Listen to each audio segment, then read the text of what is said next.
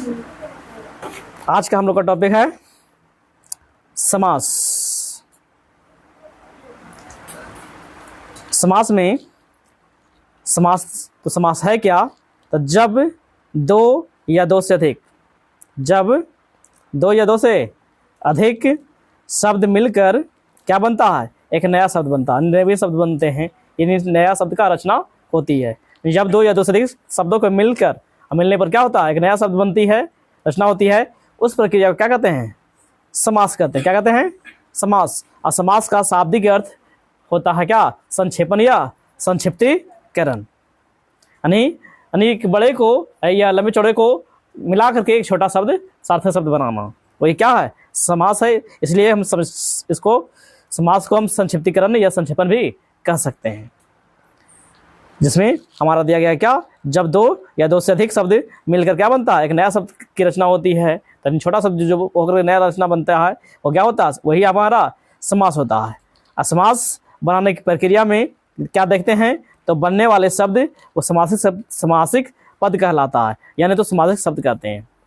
जो हमारा बनता है, बनने वाले जो शब्द होती है उसको क्या कहते हैं? समासिक शब्द, यानी तो समासिक पद कहते हैं। जैसे आपको दिया गया है राजकुमार। क्या है? राजकुमार। तो राजकुमार में क्या है? राजकुमार को क्या कहेंगे? इसको समस्त पद कहेंगे। समस्त पद को क्या कहते हैं? पूरा पद कहते हैं। नहीं, दोनों जुड़ा हुआ, सब कुछ मिला हुआ, तो मिला हुआ के उसको क्या कहेंगे? पूरा पद कहेंगे, यानी समस्त पद कहेंगे। और इसमें राजकुमार में दो शब्द है, एक राज और दूसरा क्या है? कुमार है। राज और कुमार। तो राज में क्या आ जाता है? पूर्व पद क्या हो गया? राज। और उत्तर पद क्या हो गया? कुमार। उत्तर पद यानी बाद वाला पद, पूर्व पद यानी पहले वाला पद। पहले वाला पद को कहीं आपको किताब में मिलेगा प्रथम पद या पूर्व पद। अब बाद वाला पद को क्या मिलेगा? कहीं बाद वाला पद लिखा हुआ रहेगा, नहीं तो उत्तर पद लिखा हुआ मिलेगा। तो हमारा समस्त पद है। समस्त पद में दो पद है। कौन दो पद? एक उत्तर पद और जैसे आपको अगर राजकुमार आ गया, राजकुमार हमारा क्या है? समस्त पद है। तो समस्त पद राजकुमार हो गया, जिसको कहेंगे पूरा पद। जिसमें राजकुमार का जब विग्रह करोगे राजा का कुमार होता है। क्या होता है? राजा का कुमार। तो राजकुमार में राजा का कुमार राजा का पुत्र होता है। जिसमें हम विग्रह करते हैं तब आता है राजा का कुमार राजकुमार। तो इसी में हम देखते हैं कि उत्तर पद और पूर्व पद, दो पद आपको देखने को मिलता है। दोनों पद को मिला देते तो क्या बन जाता है? नया पद बनता है, नया शब्द बनता है। नया शब्द क्या बनता है? समास, संक्षिप्तीकरण हो जाता है, समासिक शब्द हो जाता है। ये हमारा विग्रह हो गया। ये हमारा राजकुमार जो हमारा समस्त पद है, इसके बारे में। और देखिए इसके बारे में, समास के बारे में क्या है, जो हमारा एक संक्षिप्त क्लास होगी समास के बारे में। तो कहता है क्या? हम लोग कह सकते हैं कि समास जो है वह समास प्रधानता के आधार पर चार प्रकार का होता है। क्या प्रकार का होता है? प्रधानता के आधार पर चार प्रकार के। ऐसे समास 6 प्रकार के। हिंदी में कुल समास कितने होते हैं? 6 होते हैं, 6 प्रकार के होते हैं, लेकिन प्रधानता के आधार पर 4 प्रकार के होते हैं। प्रधानता में क्या आ जाती है? पहला अव्ययीभाव समास, दूसरा द्वंद्व समास, तीसरा बहुव्रीहि समास, चौथा तत्पुरुष समास। तत्पुरुष समास के 2 भाग बांटा गया। तत्पुरुष में क्या आ जाता है? द्विगु समास और कर्मधारय समास। और हिंदी में पूरे आते हैं तो पूरे 6 समास होते हैं। अब इसी में क्या है अव्ययीभाव समास में? तो अव्ययीभाव समास पकड़ने के लिए इसमें क्या होती है? पूर्व पद प्रधान होता है। पूर्व पद यानी पहले वाला पद क्या मानते हैं? प्रधान यानी प्रमुख। और क्या होती है इसमें अव्ययीभाव समास में समझने के लिए? पूर्व पद उपसर्ग होता है, नहीं तो अव्यय होता है। उपसर्ग या अव्यय। उपसर्ग अव्यय आप लोगों को पढ़ा है, जिसमें हम लोग लिंग या वचन या कुछ भी उसका कोई प्रभाव नहीं पड़ता है। द्वंद्व समास हमारा दूसरा क्या है? द्वंद्व समास में दोनों पद प्रधान होते हैं। कौन पद होते हैं? दोनों पद प्रधान होते हैं। और क्या है? एक दूसरे का विलोम पूरक होती है। विलोम मतलब उल्टा, या एक दूसरे का पूरक। पूरक मतलब कि एक दूसरे को होना अनिवार्य है। विलोम शब्द मतलब आ गया दिन रात, रात दिन, दिन रात और रात दिन।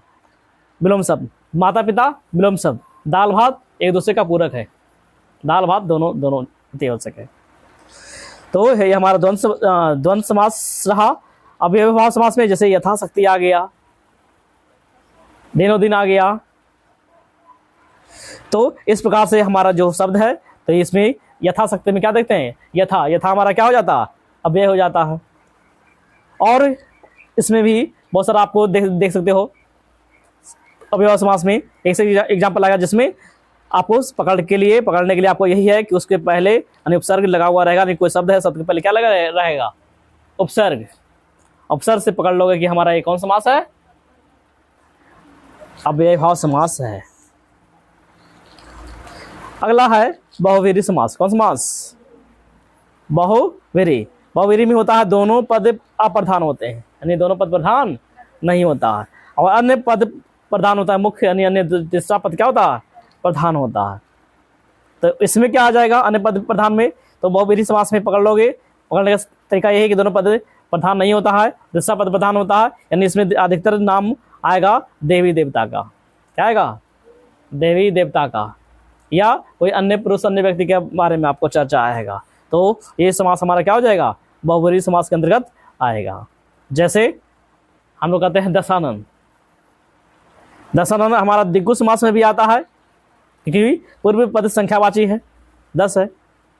लेकिन दशानन तीसरा आदमी की भी होती है, जैसे रावण का कैसा होता है, रावण का तीसरा अन्य व्यक्ति का होता है, अन्य मुख्य हो जाती है, तो रावण, तो उस कारण से हमारा बहुवीरी समास भी हो जाता है और दिग्गु भी होता है। लेकिन सबसे पहले बहुवीरी है तो बहुवीरी को मानेंगे, और अगर ऑप्शन में कहीं जगह नहीं मिलती है बहुवीरी तो कहाँ चले जाएंगे, तब जाके हम दिग्गु बता सकते हैं। इसी प्रकार आपको चक्रपाणी है, चक्रपाणी, चक्र विष्णु। तो ये विष्णु हमारा जो चक्रपाणी आपको आ गया, कौन समास आ जाएगा, बहुवीरी में आएगा, दिग्गु में नहीं जाएगा। नेक्स्ट आगे है हमारा तत्पुरुष समास। क्या है, तत्पुरुष समास। तो तत्पुरुष समास में क्या होती है वो देखिए। तो हमारा तत्पुरुष समास में उत्तर पद प्रधान होती है। कौन पद, उत्तर पद में बाद वाला पद प्रधान होता है। और इसमें क्या होती है, इसमें तत्पुरुष समास में कारक और कारक चिन्ह का लोप रहता है। कारक और कारक का चिन्ह जो होती है वह छुपा रहता है, लोप रहता है। जैसे आपको कैसे आया था, राजकुमार। राजकुमार में क्या है, का है शामिल, राजा का कुमार या राजा का पुत्र है। रसोई घर, रसोई के लिए घर है, मिला देते हैं तो रसोई घर हो जाता है। अब मेरा करते तो क्या हो जाता है, रसोई के लिए घर होती है, तो रसोई के लिए घर या राजकुमार, ये हमारा क्या आ जाता है, तत्पुरुष समास में आ जाता है। किसमें आता है, तत्पुरुष समास में आता है। अकेले या का, ये जो भी है मे पर जो भी है कारक कारक चिन्ह आएगा वो उसमें लोप रहता है। लोप मतलब छुपा रहता है, नहीं विलुप्त रहता है। जब बेरा करते तो उसको ऐड करना पड़ जाता है।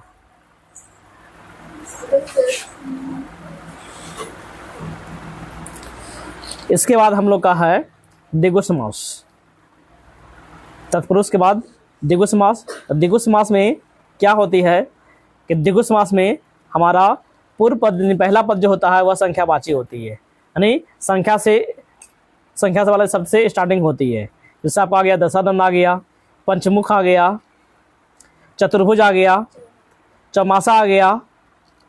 तो ये सब सारा चीज जो है, सारा शब्द जो है हमारा दिग्गु समास के अंतर्गत आता है। दिग्गु समास जिसमें पहला पद संख्यावाची हो। इसके बाद हमारा है कर्मधारय समास। तो कर्मधारय समास में क्या है, तो कर्मधारय समास में दोनों पदों में देखा जाए तो दोनों पदों में विशेषण विशेष होते हैं या उपमान उपमेय होता है। दोनों में उपमान उपमेय में संबंध बताता रहता है या विशेषण विशेष शब्द से जुड़ा रहता है। जैसे आपको आता है कमल नयन, कमल नयन।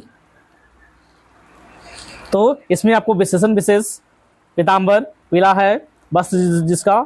तो हमारा इस प्रकार से देखते हैं कि हमारा कर्मधारय में दोनों पद विशेषण विशेष होते हैं, दिग्गु में संख्यावाची होता है, तत्पुरुष में उत्तर पद प्रधान होता है, बाद वाला पद प्रधान होता है, और कारक चिन्ह लोप रहती है। बहुवीरी समास में दोनों पद अप्रधान होते हैं और तीसरा पद का प्रधानता होती है। इसमें देवी देवताओं के नाम आते हैं। द्वंद्व समास में दोनों पद प्रधान होते हैं या दोनों पद विलोम होते हैं या एक दूसरे का पूरक होते हैं। जैसे आपको आ गया माता पिता। अव्ययभाव समास में पूर्व पद प्रधान होते हैं, और क्या होता है, पूर्व पद संख्यावाचक, पूर्व पद उपसर्ग होता है, या नहीं तो अव्यय होते हैं। ये हमारा संक्षिप्त रूप से समास का थ्योरी था। इसके बाद कुछ सवाल हैं, जिसमें से पहला सवाल देखिए क्या है। जो समास के पदों को अलग करने को क्या कहा जाता है?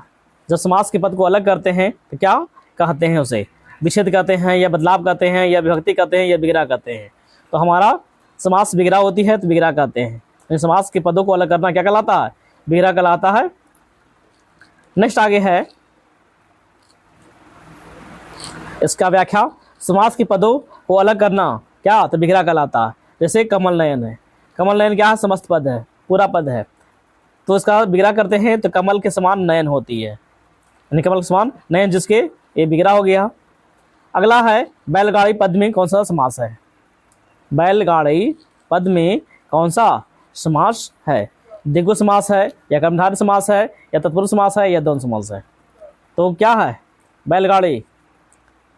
तो द्विगु समास होगा नहीं, द्वंद्व समास होगा नहीं, कर्मधारय समास होगा नहीं, तत्पुरुष समास है। गाड़ी किसका गाड़ी? तो किसके लिए गाड़ी? तो आपका बैल, तो बैलगाड़ी तत्पुरुष समास है। और बैलगाड़ी में क्या होती है? तो बैल की गाड़ी होती है। किसकी गाड़ी होती है? बैल की गाड़ी होती है, तो तत्पुरुष समास आता है। आप बीती, आप बीती हमारा कौन समास है? जिसमें आपको दिया गया आप बीती में द्वंद्व समास, कर्मधारय समास, तत्पुरुष समास, द्विगु समास। तो हमारा आप बीती तो तत्पुरुष समास आ जाता है। कौन समास? तत्पुरुष, यानी आप में बीती, आप बीती, आप बीती यानी शब्द तत्पुरुष समास में उत्तर पद प्रधान होता है, और आप बीती आप में क्या हुई? बीती। फिर है यथाशक्ति, कौन समास है?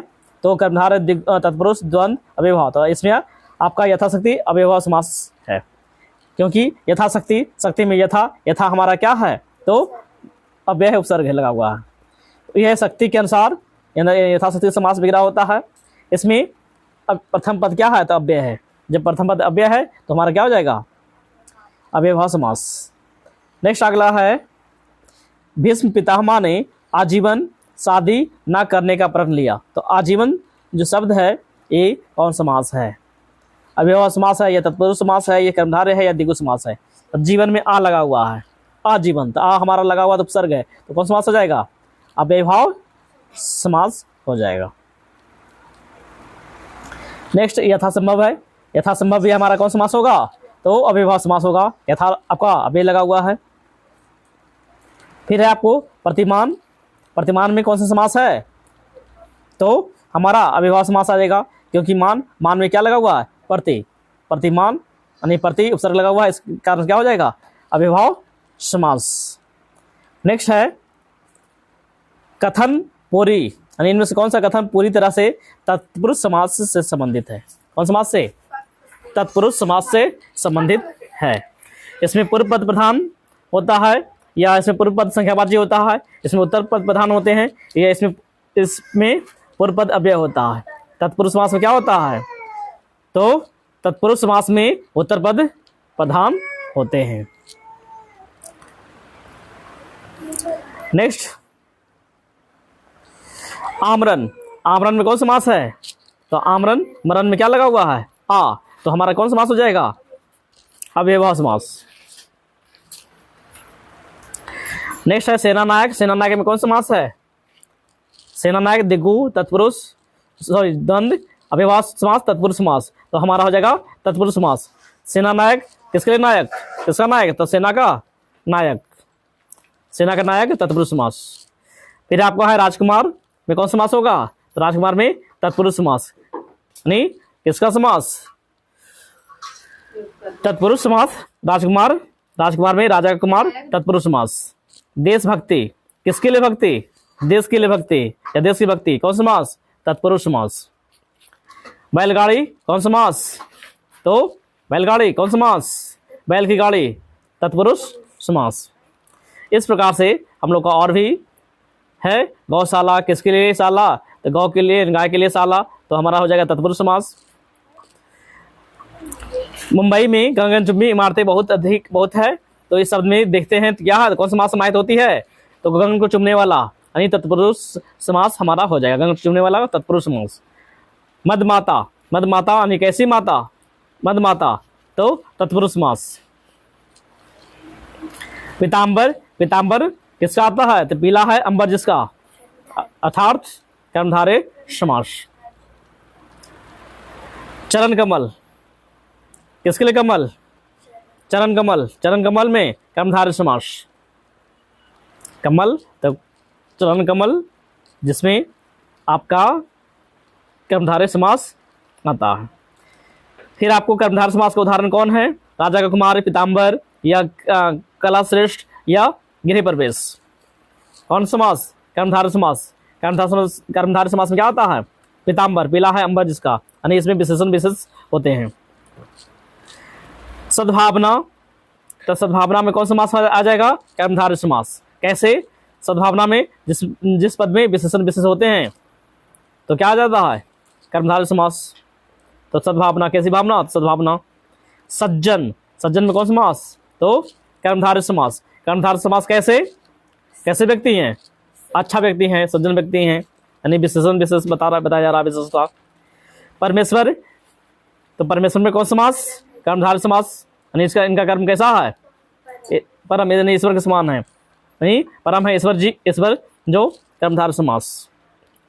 सतसई, सतसई में कौन समास, द्विगु समास, यानी कैसो 700 का सतसई द्विगु समास। पंचवटी, पंचवटी में कौन समास, द्विगु समास। द्वंद्व समास में कौन सा पद प्रधान होता है, तो द्वंद्व समास में उत्तर पद नहीं, उत्तर पद नहीं, दोनों पद प्रधान होते हैं। किस समास में, द्वंद्व समास में। फिर है नेक्स्ट, किस समास में समासिक शब्द में पूर्व पद और उत्तर पद गौण रहते हैं, छुपा हुआ रहता है, और तीसरा पद प्रधानता होती है। किस समास में, तो बहुव्रीहि समास में। किस समास में, बहुव्रीहि समास में। धर्म बुद्धि कौन समास है, तो धर्म बुद्धि आपका तत्पुरुष समास है। नेक्स्ट, जिस समास का कोई पद प्रधान नहीं होता, क्या कहते हैं, जिस समास का कोई पद प्रधान नहीं होता है, कौन समास होती है, बहुव्रीहि समास, क्योंकि इसका अन्य पद तीसरा पद क्या होती है, प्रधान होती है। मृत्युंजय, मृत्युंजय में कौन समास, तो बहुव्रीहि समास, मृत्यु को जीतने वाला, बहुव्रीहि समास, अर्थात कौन, शंकर। शंकर क्या है, मृत्यु को जीतने वाले हैं, मृत्युंजय। प्रत्यंग, प्रत्यंग में कौन समास, तो अव्ययभाव समास। प्रत्यंग, प्रति जोड़ अंग, प्रत्यंग, प्रति आपको उपसर्ग लगा हुआ है। क्रोधांग्नि, क्रोधांग्नि में कौन समास, तो कर्मधारय समास। कैसा है, तो क्रोध रूपी अग्नि, क्रोधांग्नि।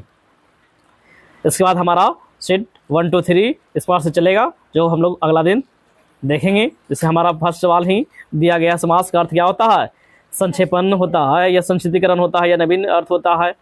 तो संक्षेपण आपको आ जाएगा, संक्षेप, उसको क्या कहेंगे, यथा विधि में कौन समास है, तो हमारा अव्ययभाव समास आ जाएगा। कौन अव्ययभाव समास नहीं है, यथाशक्ति हमारा अव्ययभाव समास है, प्रतिदिन भी अव्ययभाव समास है, प्रतिमास भी हमारा क्या है, अव्ययभाव समास है। आय व्यय हमारा आय व्यय जो है हमारा द्वंद्व समास है, अव्ययभाव समास नहीं है। इस प्रकार से हम लोग अगले क्लास में और आगे देखेंगे। अभ्यास प्रश्न 1 2 3 किया जाएगा।